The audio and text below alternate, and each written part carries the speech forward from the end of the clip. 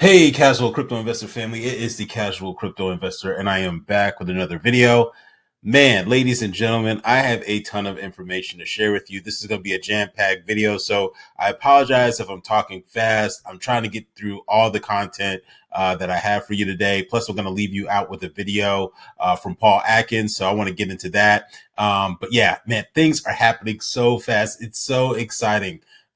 Being in the trenches, for at least for me, my personal story, being in the trenches for about 5 years or so in this crypto space, and now seeing so many positive things that are just domino after domino after domino that are falling right now. Guys, if this video does not make you excited, make you amped up or proud to be in this crypto space, you might need to check your pulse or maybe have put a mirror under your nose to make sure that you're still breathing. Okay, so yeah, it's just exciting to see all the things that are happening. And so, yeah, let's get into it. So currently right now, we are up right now. We're over 3% right now in terms of the overall market cap, sitting at $3.38 trillion right now. Bitcoin is having a heck of a day right now, up almost 2% on the 7-day, and then up almost close to almost getting to close to 3.5% on the 24 hours, sitting at $109,000. Looks like it's trying to get back to $110,000. Ethereum just above $2,500. So it looks like it broke that $2,500 threshold that it's been struggling to get over. XRP is having a heck of a run too as well, well over 3.5% on the 7-day, up basically over 1.5% on the 1 hour. So man, I'm loving this. Hopefully we can get up to $2.30. But if not, hey, if it still stays low, I'm going to keep buying because guys, some things that are happening in this space that make me so I'm past bullish. Like I'm stampede right now. I'm like I'm a stampede of bulls right now in terms of bullish when it comes to XRP, and I'm going to show you that in a few seconds. All right, so let's get into this article. Quick shameless plug too as well. Feel free to follow me on Casual at the Casual Crypto Investor on my X account. Should be a link in the description of this video. Make sure to follow me on there. Sometimes it's easier for me to tweet than it is for me to make a video. So yeah, all right. So let's get into it. All right, so it says right here. Breaking news. U.S. federal housing regulator calls on Congress to investigate Fed Chair Jerome Powell. Man, he is just getting hit from every direction right now. Trump is hitting him, and then now the U.S. federal housing is going after him. So it says right here today, the director of the U.S. Federal Housing and chairman of Fannie Mae and Freddie Mac, William J. Pulte, issued the following statement. I'm asking Congress to investigate Chairman Jerome Powell, his political bias, and his deceptive Senate testimony, which is enough to be removed for cause. Jerome Powell's 2.5 building renovation scandal sinks to high heaven, and he lied when asked about the specifics before Congress. This is nothing short of a malfeasance. It's malfeasance and is worthy for cause. All right. So basically, they're going after him. Apparently made some statements on Congress in regards to the Fed building, and so yeah, yeah. So all I know is just a lot of things are kind of being thrown at him right now. Trump has obviously been very vocal about that, but we shall see what happens. There's talks of them possibly lowering the interest rates again, or not again, but in the very near future. So we'll see what happens with that. But they're going for him. He also stated, as Senator Cynthia Lummis said, made a number of factually inaccurate statements to the committee regarding the Fed's plush private dining room and elevator skylights, water features. And so it seems like they're just ripping this guy to shreds and they want him out of there by any means necessary. So we shall see what happens with that. All right. Next up, we also have the SEC is reportedly considering a simplified listing process for crypto ETFs that would automate much of the approval process under the proposed structure. Issuer could potentially skip the lengthy 19B4 application process and list within 75 days. This would be huge. Can you imagine how much money would come into the crypto market if they're able to expedite this process? Guys, they're not playing with the US trying to be the crypto capital of the world. If they do this, oh my gosh, I can't even imagine how much money is going to flood into the crypto space. And imagine if too as well, they also, have tax incentives for American-based crypto companies. Okay, so man, the money machine is going to be ringing off the chain. Okay, so I'm excited for that, but we shall see what happens. All right, next up we have this from Paul Barron. All right, check this out. I love this. Right, banks like Wells Fargo and Bank of America are now in official panic mode as 89%, guys, 89% of Gen Z and millennials report that they will leave their banks for crypto and DeFi platforms offering yield, tokenized stocks, and Web3, guys. You know, what it's so crazy because I kind of grew up in the era where, I saw the shift from online banking or from standardized banking to online banking, right? I remember, I want to say I was maybe in high school or maybe college, and the the speed of online banking was starting to grow. And it was probably when I was in college where, like, for at least for me personally, online banking just became so much more easier, right? And I almost feel like that wave is happening again, but it's happening with crypto. Okay. And it's going to be hard for these banks to compete with getting staking at 5% or 3% or whatever, 10% or whatever some of these platforms offer, with having your money in a checking account and getting like a fraction of a percent on your money, which is not going to work, which doesn't even compete with inflation.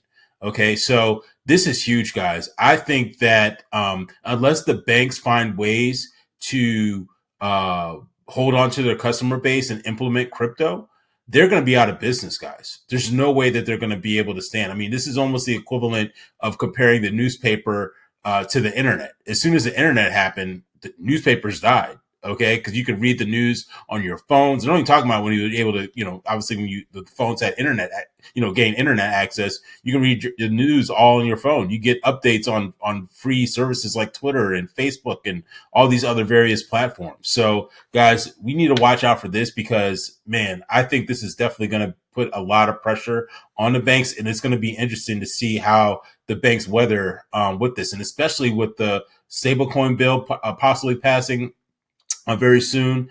I think this could be very, very, very interesting to watch. All right. Next up, too, as well, we have big Ripple news. Ripple teams up with OpenPay to deliver enterprise grade RLUSD stablecoins and payment infrastructure. So boom, another partnership with Ripple. Okay. And so if you're not familiar with OpenPay, I have an article too as well. It says that Ripple has formed a strategic partnership with London-based financial infrastructure provider OpenPay to extend enterprise use of Ripple's US or RLUSD. All right. It says right here, under the agreement, OpenPay will integrate Ripple's payment into its real-time Euro Sterling rails and will offer business direct minting and burning of RLUSD through a single application programming interface. The company said that the arrangement will let corporate clients switch seamlessly between fiat currencies to stable coins. Okay. This is, again, Ripple is building those rails out, giving them faster settlement, lower cost, and unified treasury platform. Now, this is the part that I absolutely love. Ripple said its payments networks now spans more than 90 payout markets, covering over 90% of daily foreign exchanges flows, and has processed more than 70 billion in transactions. Okay. Ripple Senior Vice President for Stablecoin, Jack McDonald, said that the move would accelerate real-world adoption of stablecoins at scale. Basically, it's getting more people into the banking game, which will, again, increase rails, increase the frequency, increase the use case for XRP and for Ripple's technology. I think this is going to be massive, guys.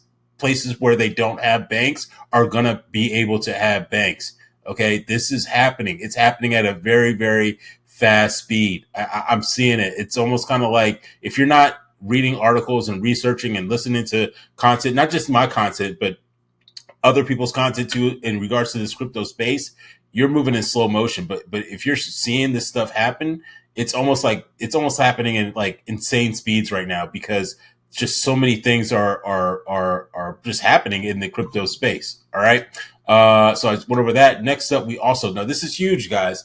News: Ripple is seeking a U.S. banking license. It's already been basically rumored that Ripple would one day become a bank.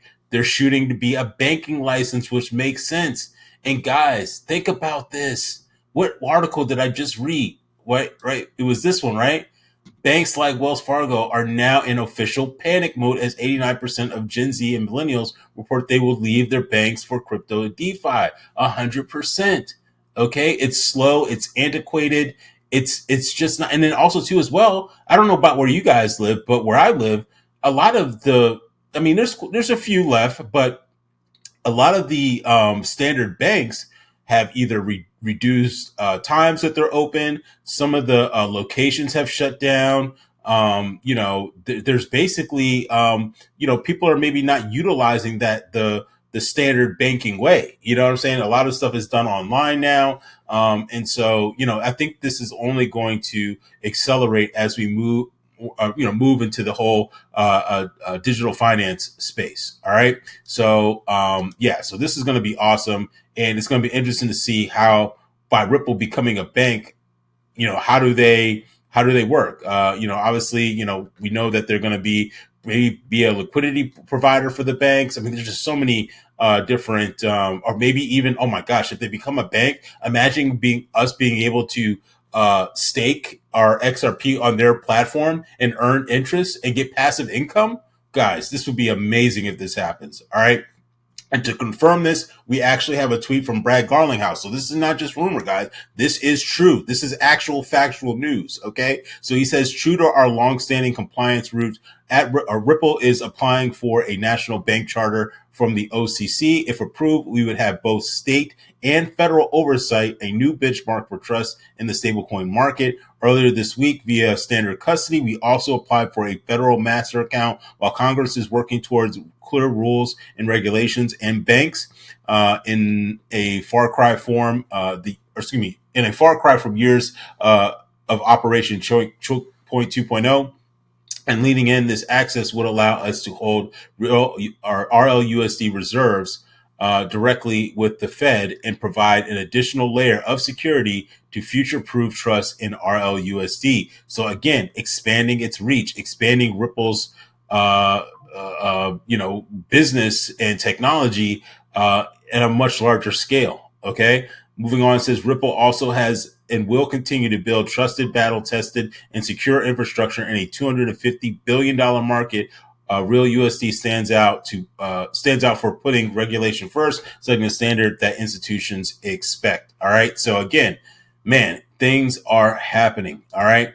Went over that, and then also too as well. Wrapping up here, going to leave you out with this video. This is a video of Paul Atkins talking about the tokenization is an innovation, and basically his whole goal is to make this whole new crypto space clear, transparent, and giving rules of the road. So I'm going to leave you out. It's about 2 minutes long. Oops, sorry about that. I'm going to leave you out with this video. It's about 2 minutes long. And guys, I appreciate you. I am super, super excited for the future of crypto. We are early. We are in the early stages, guys. There's still time. Not financial advice, but guys, I am just laser focused right now on continuing to stack my bags, continuing to build my crypto portfolio. And so that way I can hopefully, God willing, be a full-time crypto content creator. If you like the content that I'm making, make sure you like, comment, share, and subscribe. And I'll see you all in the next video. Take care. Bye-bye.